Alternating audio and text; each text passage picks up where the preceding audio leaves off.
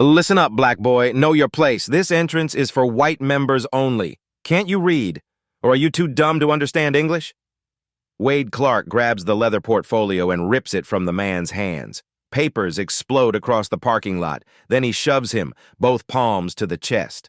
The man steps back, mid-50s, clean polo, pressed khakis. Wedding ring catches the sunlight. His face stays calm. Sir, I'm here for the 12:30 event. I don't care. Clark closes the distance. You want handouts, free food. That's what your kind does. He spits near the man's shoes. Not at my club. The man meets his eyes. You have no idea who I am. Clark laughs, turns away. His radio crackles. 2 police cars roll through the gates. In 90 minutes, Wade Clark's world will collapse. The police cars stop 10 feet away. Doors open. 2 officers step out. Officer Troy Scott moves first. 36 years old, 12 years on the force. 6 complaints for excessive force. All dismissed. He scans the parking lot, sees Wade Clark standing near the club entrance, sees the man in the polo shirt, the scattered papers on the ground. Scott's hand goes to his belt. Not his gun, not yet. His radio. What's the situation? Clark points. That man. He's trespassing. Refused to leave when I asked. Got aggressive when I told him this is members only. The man opens his mouth. Scott cuts him off. Sir, I need you to stay quiet. Don't move. Don't speak. The second officer circles around. Detective Dean Reed, 51 years old, 28 years on the force. He's seen this before. Black man, white neighborhood, rich people calling it in. It always ends the same way. Reed looks at the papers on the ground, looks at the man, looks at Clark. He touch you? Clark nods. Shoved me when I told him to leave. That's assault. The man's jaw tightens, but he doesn't speak. His hands stay at his sides. His breathing stays controlled. Like someone trained for this, like someone who's been here before. Scott steps closer. Sir, I'm going to need you to turn around. Hands behind your back. Officer, if you just let me explain, turn around now. The man turns, slowly. His eyes sweep across the parking lot. The marble steps, the lake beyond, the rows of cars, like he's memorizing something, like he's taking inventory. Scott pulls out handcuffs. The metal glints in the sunlight.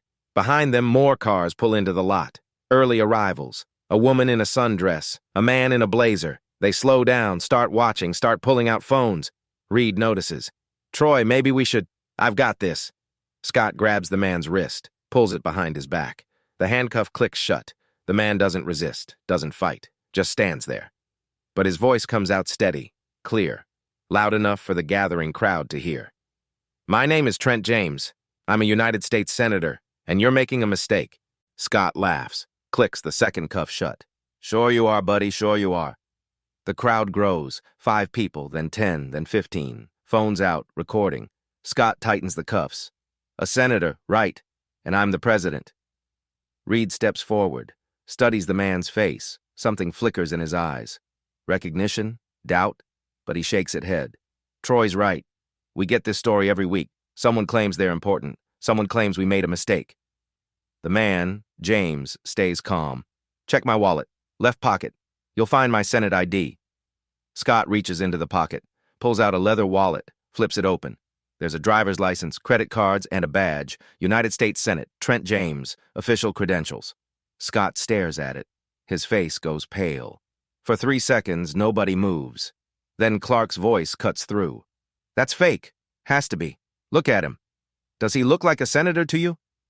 Reed grabs the wallet, studies the badge, holds it up to the light, checks the hologram, the embossing, the signature. Everything looks real. But he's not about to admit that. Not in front of this crowd, not with Clark watching. These things can be faked, Reed says, loud enough for everyone to hear. We'll verify it at the station. A woman in the crowd shouts, He just told you who he is. Check your computer. Scott spins around. Ma'am, step back. This doesn't concern you. It concerns all of us. Another voice, male, older. You can't just arrest someone because, sir, if you interfere with police business, I'll arrest you too. The crowd goes quiet, but the phones stay up, recording everything. James speaks again, calm, measured. Officer Scott, Officer Reed, I understand you're doing your job, but I'm asking you, check your system, run my name. This will take 30 seconds. Reed hesitates. He doesn't want to do it, doesn't want to be wrong. But the crowd is growing. 20 people now, maybe more. And if this guy is a senator, he pulls out his radio. Dispatch, this is Reed. Can you run a name for me? Trent James, James. Check if there's a U.S. Senator by that name. Static. Then a voice. Stand by. The seconds crawl. James stands with his hands cuffed behind his back. His polo shirt is wrinkled now. There's dirt on his khakis from where Scott shoved him, but his face stays steady. His breathing stays even. Clark shifts his weight, crosses his arms.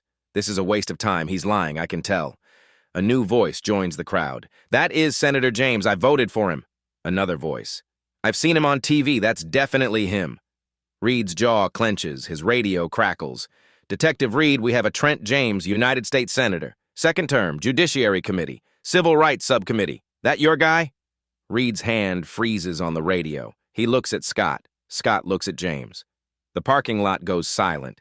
Then Clark steps forward, fast, aggressive. No way, you're telling me this. This person is a senator? I don't believe it. Reed presses the button. Dispatch, can you send a photo? Negative.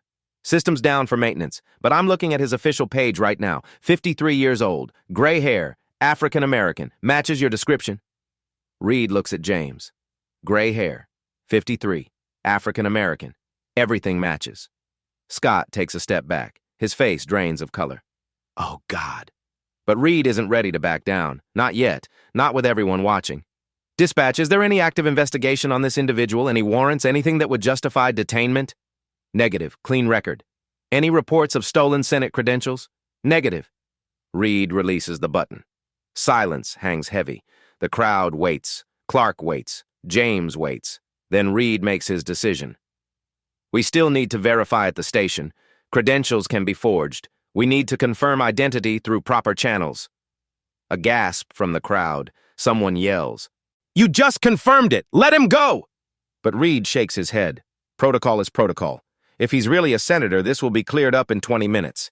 If he's not, we've done our job. James's voice cuts through the noise. Still calm, still measured, but with an edge now. Detective Reed, you know who I am. Your dispatch confirmed it. You're choosing to proceed anyway. I want you to understand what that means. Reed meets his eyes.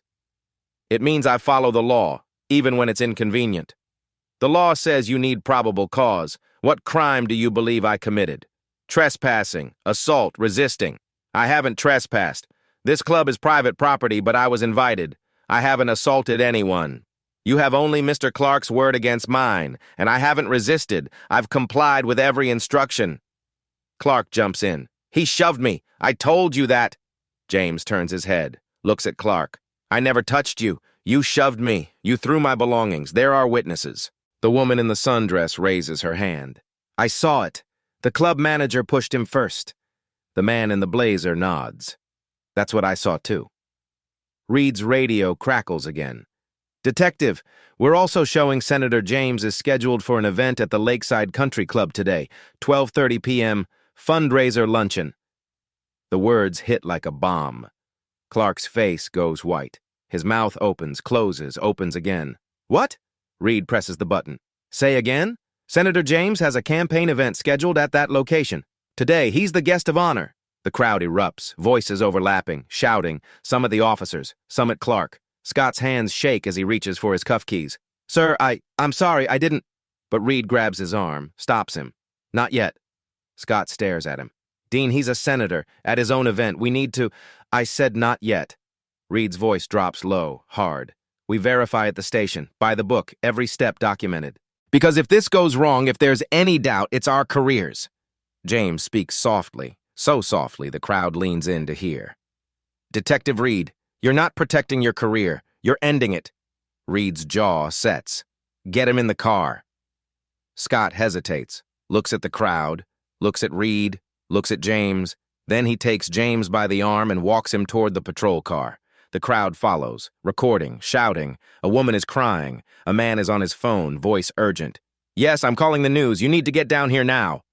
James doesn't resist, doesn't pull away. He lets Scott guide him to the car, lets him open the door, lets him push his head down. Before he gets in, James looks back. Not at Reed, not at Scott, not at Clark. At the club entrance, at the marble steps, at the building beyond. His building. And just for a second, something crosses his face. Not anger, not fear, a smile. small, knowing, like a man watching pieces fall into place. The car door slams shut. The patrol car pulls away.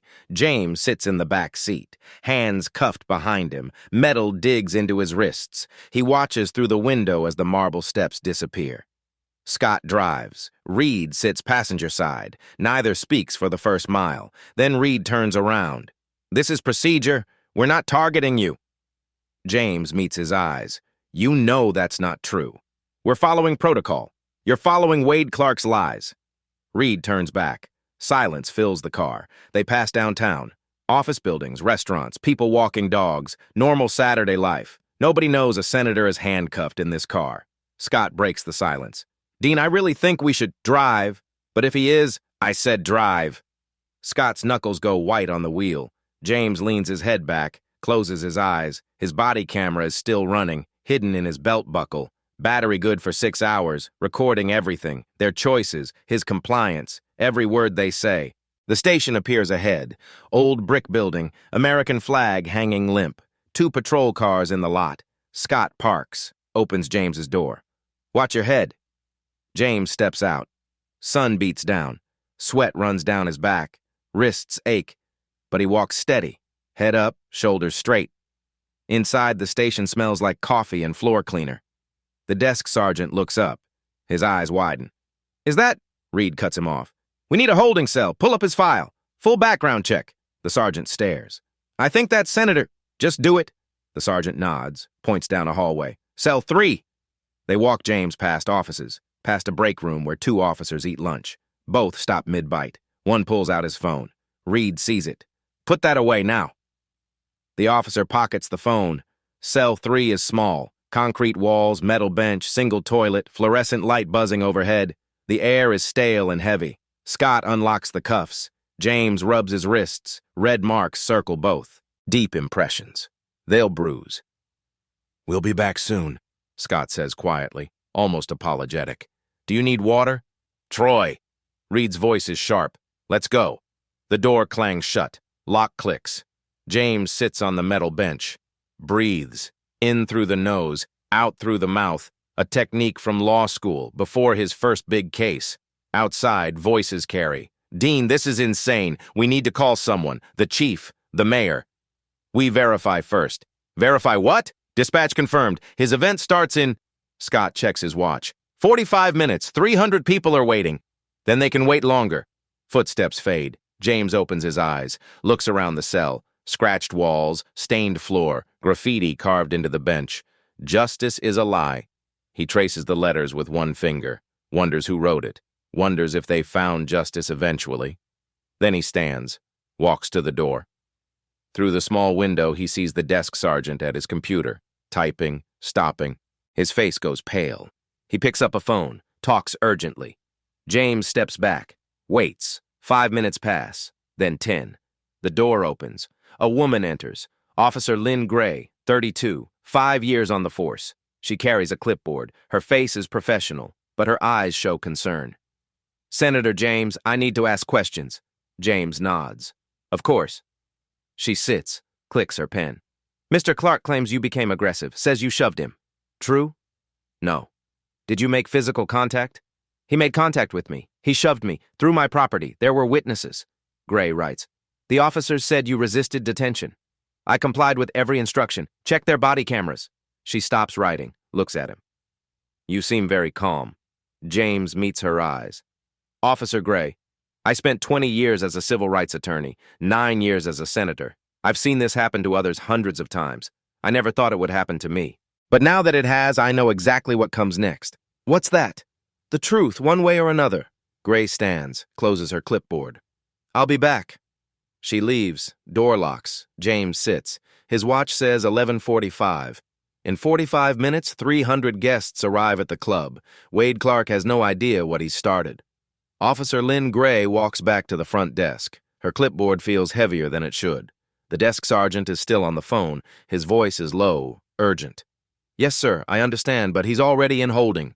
Detective Reed made the call." Gray sets her clipboard down. "Who are you talking to?" The sergeant covers the receiver. "The chief. He's on his way." "The chief? Why?" Because that really is Senator Trent James, and he's supposed to be at a fundraiser in 38 minutes. Gray's stomach drops. She looks down the hallway, toward cell 3. Does Reed know? I told him. He said to wait. Wait for what?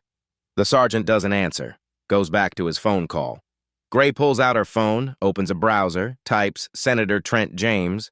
The results fill her screen.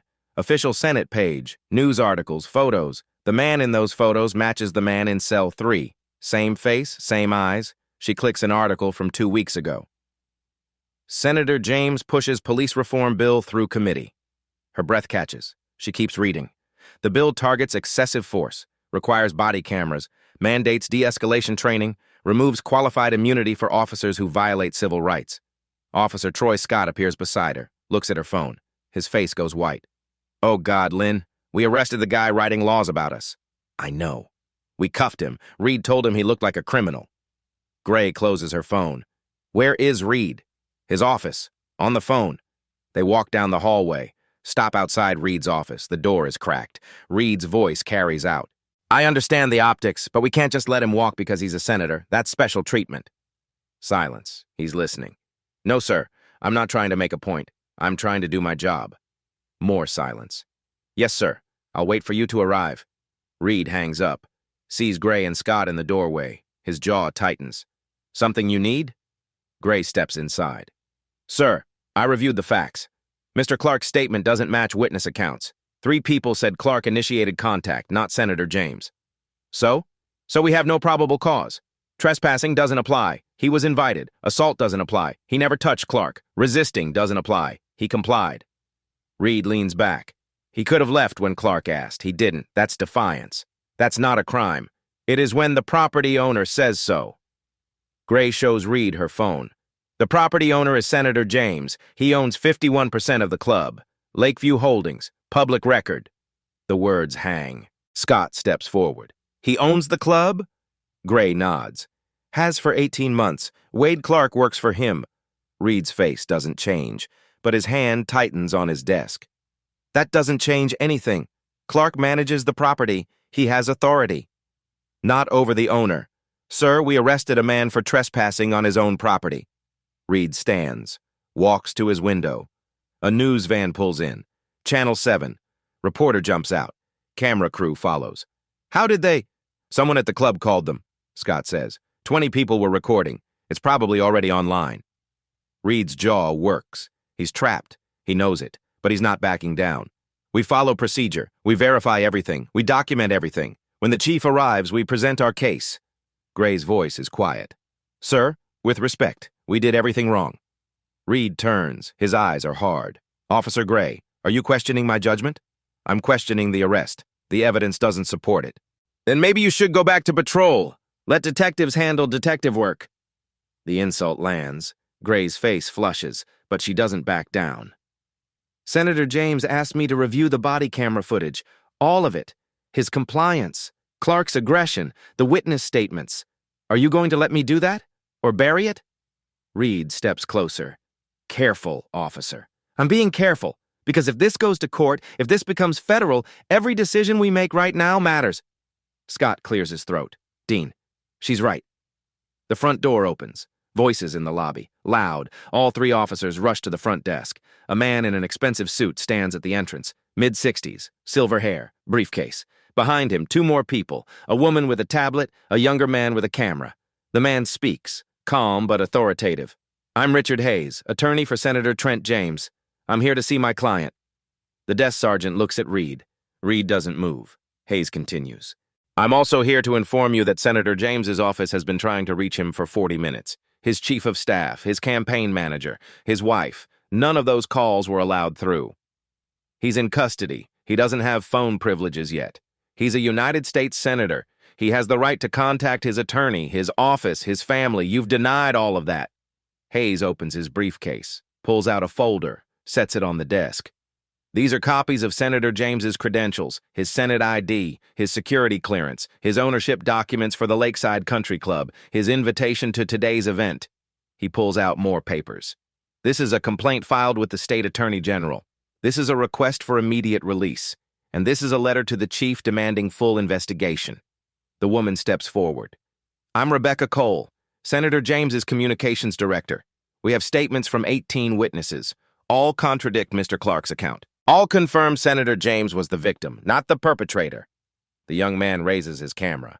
And I'm documenting everything, for the record. Reed's face is stone, but a muscle twitches in his jaw. Hayes leans forward. Detective Reed, you have two choices. Release Senator James immediately, or explain to a federal judge why you're holding a sitting senator without cause. Your call. The lobby goes silent. The clock ticks. 11:57. In 33 minutes, 300 people will be sitting in a ballroom with empty chairs.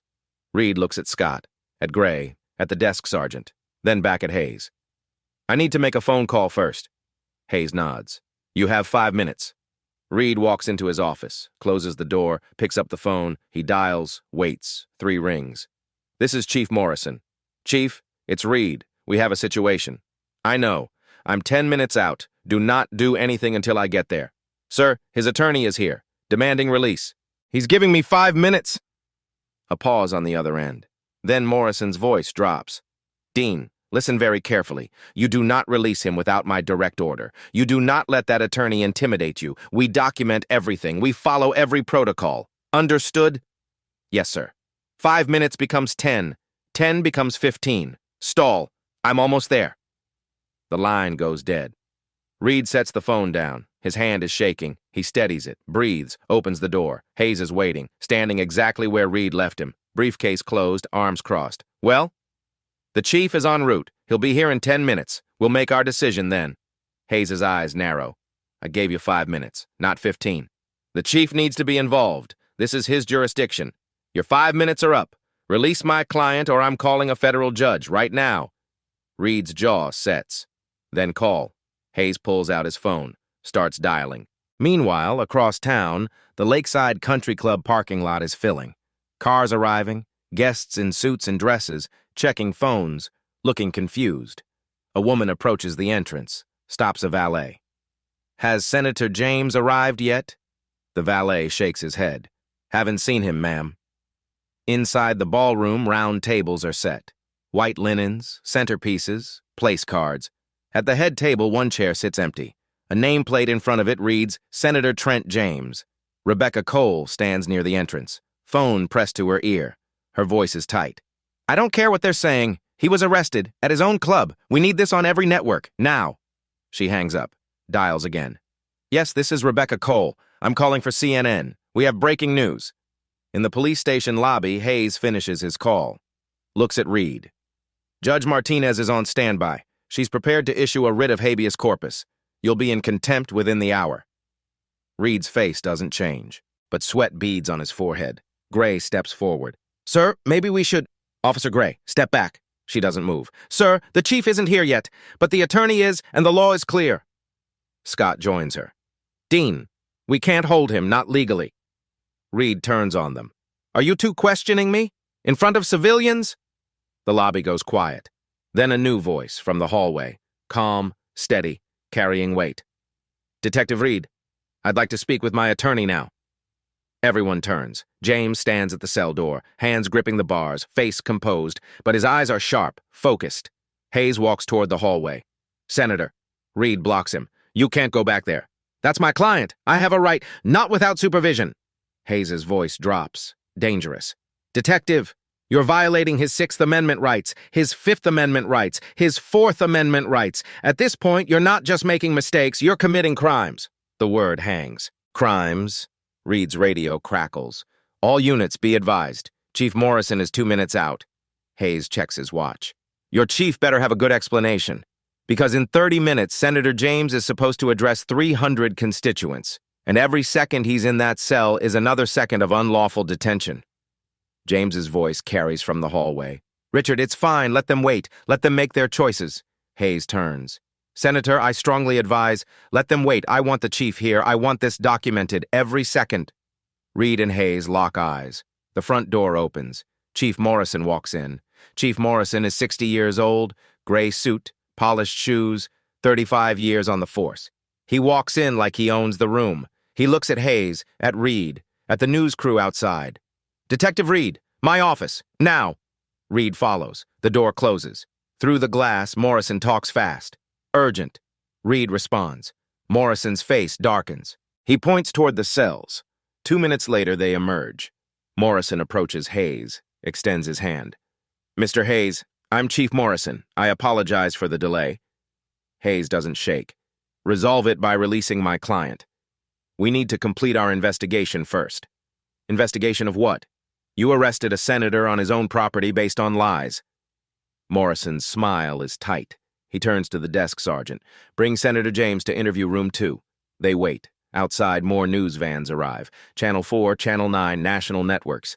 The sergeant returns with James. No handcuffs. James walks steady, head high. He sees Hayes, nods once. Morrison extends his hand. Senator James, on behalf of the department. James walks past him. Doesn't shake, doesn't acknowledge, just keeps walking toward the interview room. Morrison's hand hangs in the air, then drops. Interview room 2 is small. Metal table, 4 chairs, mirror on one wall, camera in corner, red light blinking. James sits, Hayes beside him. Morrison and Reed across. Gray stands by the door. Morrison opens a folder. Senator James, I want to start by... James cuts him off. Chief Morrison, before you continue, I want to make something clear. Everything is being recorded. By your camera and by mine. He reaches to his belt, removes a small device, sets it on the table. Morrison stares. Is that a body camera? Yes, I've been recording since the club, every word, every action. Reed's face goes pale. Morrison clears his throat. We're not the enemy. We're establishing facts. The facts are simple. Wade Clark assaulted me, threw my property, shoved me, called police and lied. Your officers arrested me without cause, denied my rights, held me for over an hour, all documented. Morrison flips pages. Mr. Clark claims you became aggressive, refused to identify yourself. Mr. Clark is lying. I identified myself immediately, explained why I was there. He refused to listen. Why didn't you just leave, avoid the situation? James leans forward. Why should I leave my own property? Would you leave your house if someone said you didn't belong? Morrison shifts. You own the club? 51%.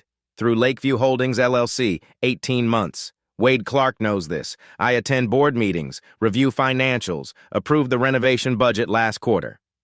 Reed speaks. Then why didn't you say that when we arrested you? James turns to him, eyes cold.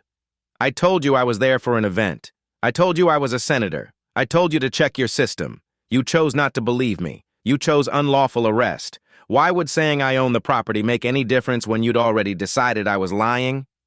The question hangs. Morrison flips another page. We have Mr. Clark's statement. I have 18 witness statements contradicting him. My attorney has them.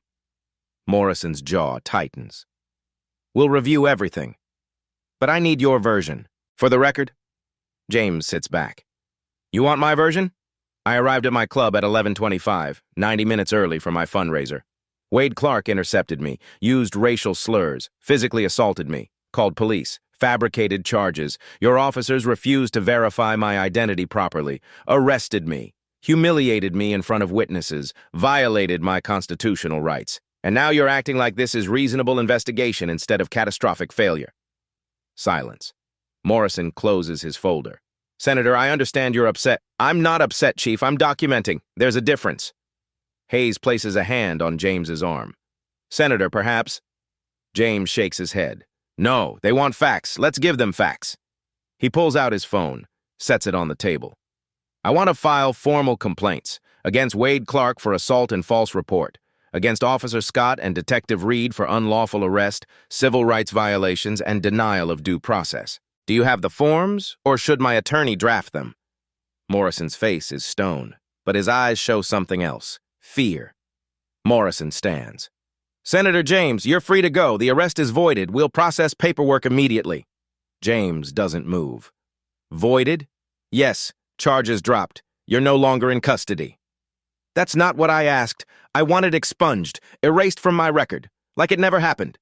Morrison hesitates. We'll mark it unfounded. Not good enough. I want expungement. Completely. Today. Hayes leans forward. An expungement is required. Anything less admits the arrest was valid. It wasn't. Morrison looks at Reed. Reed looks at the floor. I'll need to consult with the city attorney. Then consult. But Senator James walks out with documentation stating the arrest never happened, or we proceed with federal charges. Morrison's jaw works. Fine. 20 minutes. James stands. You have 10. He walks to the door. Gray opens it. James steps into the hallway. Hayes follows. At the front entrance, Rebecca Cole waits. Relief floods her face. Senator, are you— I'm fine. Where are we on the fundraiser? She checks her watch. 12:45. Guests are seated, waiting. We can salvage this if we leave now.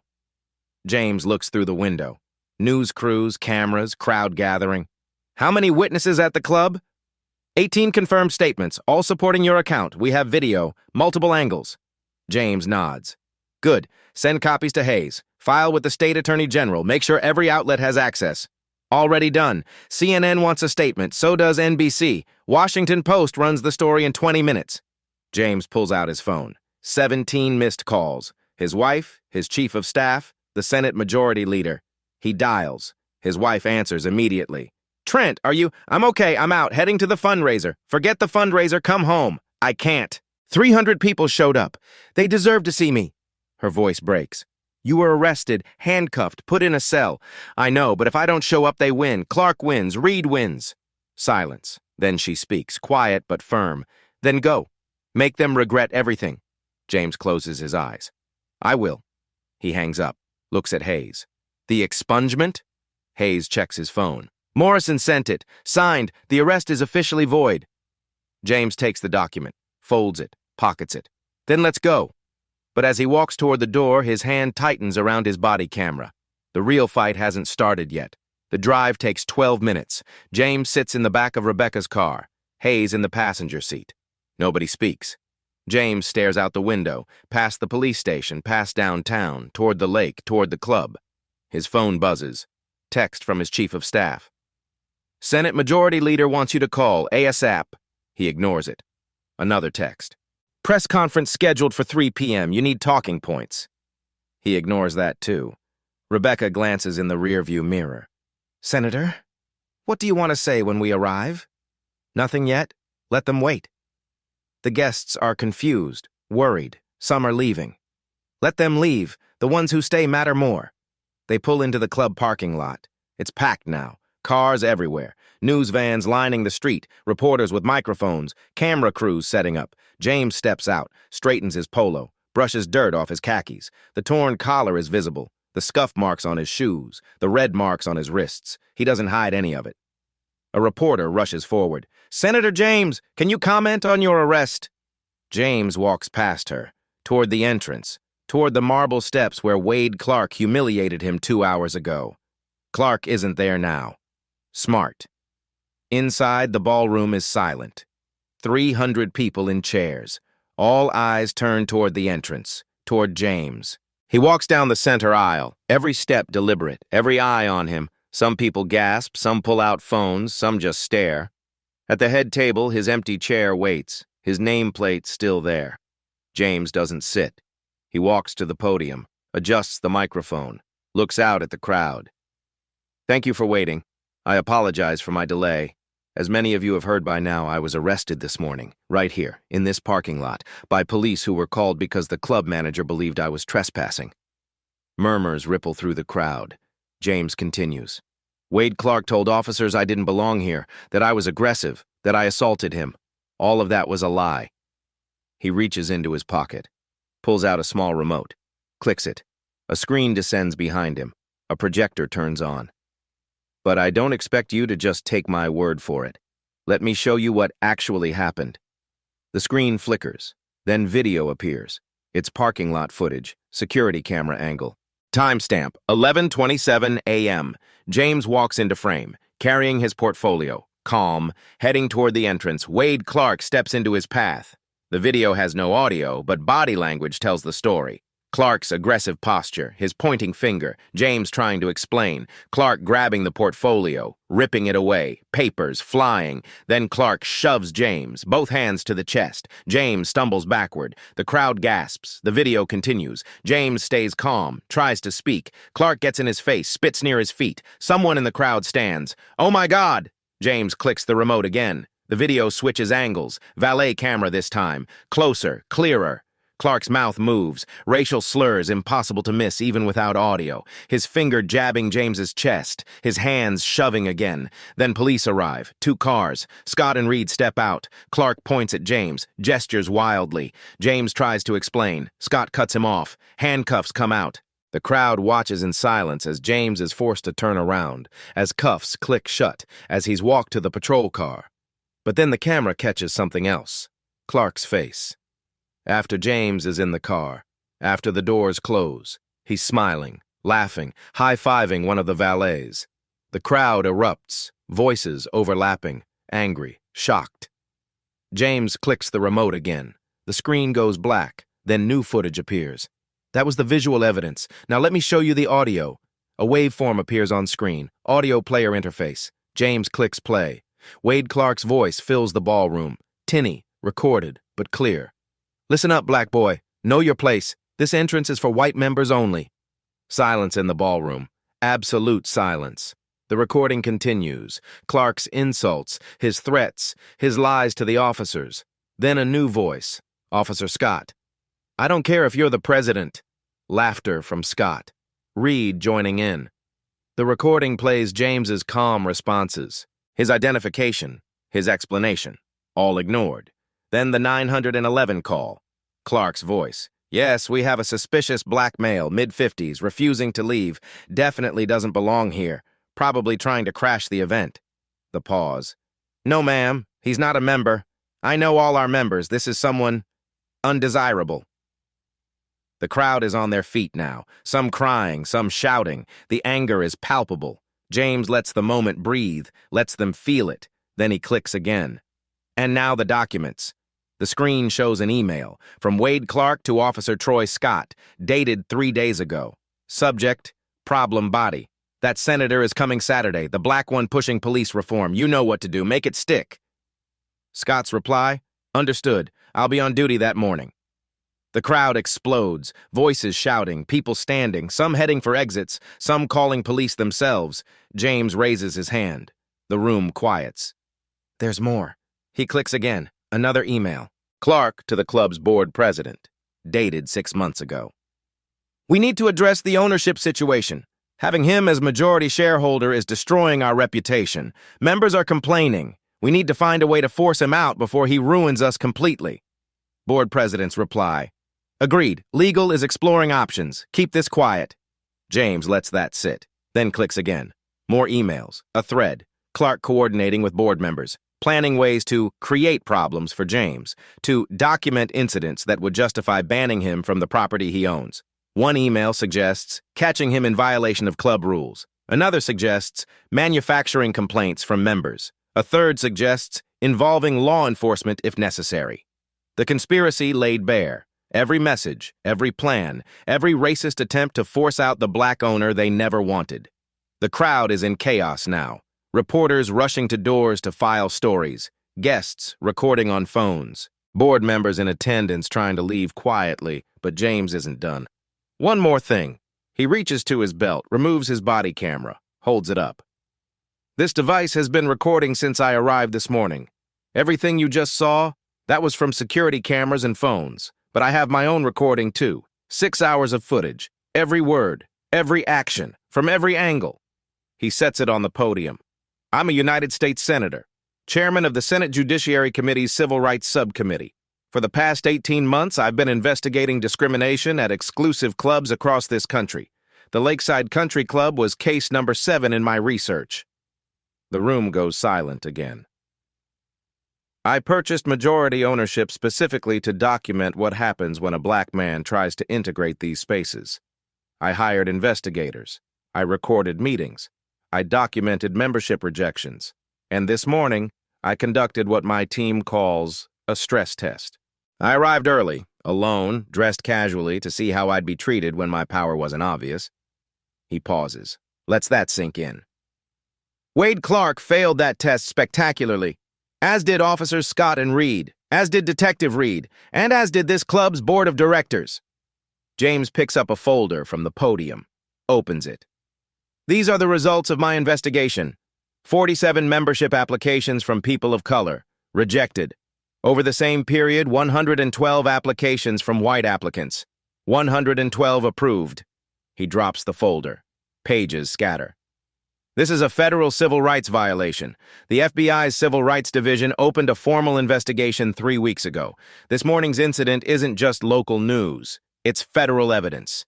And everyone involved, Wade Clark, the board members, the officers who participated, will be held accountable. The room erupts again, but this time mixed reactions. Some applauding, some angry, some terrified. James steps back from the podium. Rebecca appears beside him. "Senator, we need to get you out of here. Security's overwhelmed." But James shakes his head. "Not yet. I came here for a fundraiser.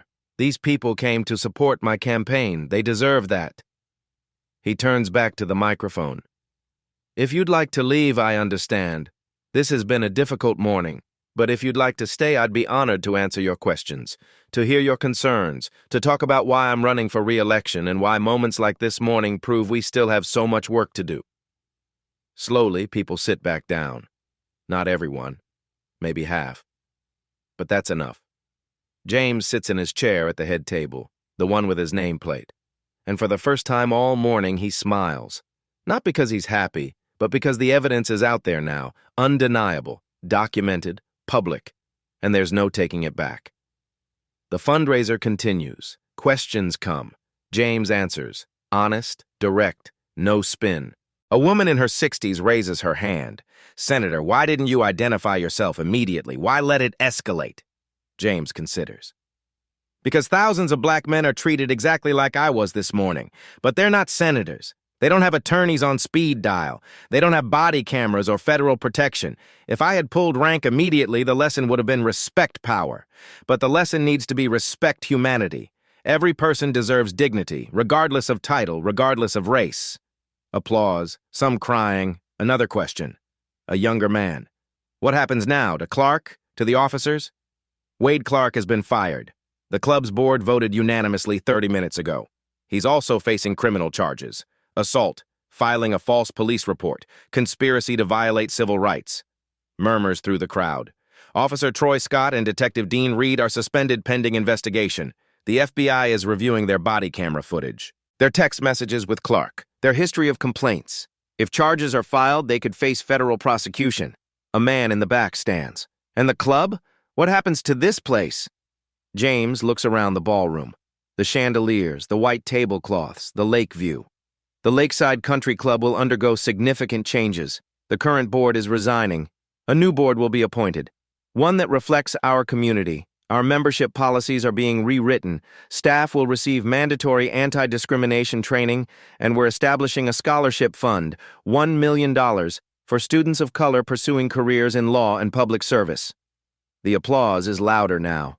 James continues. "But this isn't just about one club. My Senate subcommittee will hold hearings next month. We're examining discrimination in private clubs nationwide. We're looking at tax exemptions these clubs receive, federal funding for golf courses and country clubs. If you benefit from public resources, you don't get to discriminate. That's the legislation I'm proposing." Rebecca approaches, whispers in his ear. James nods.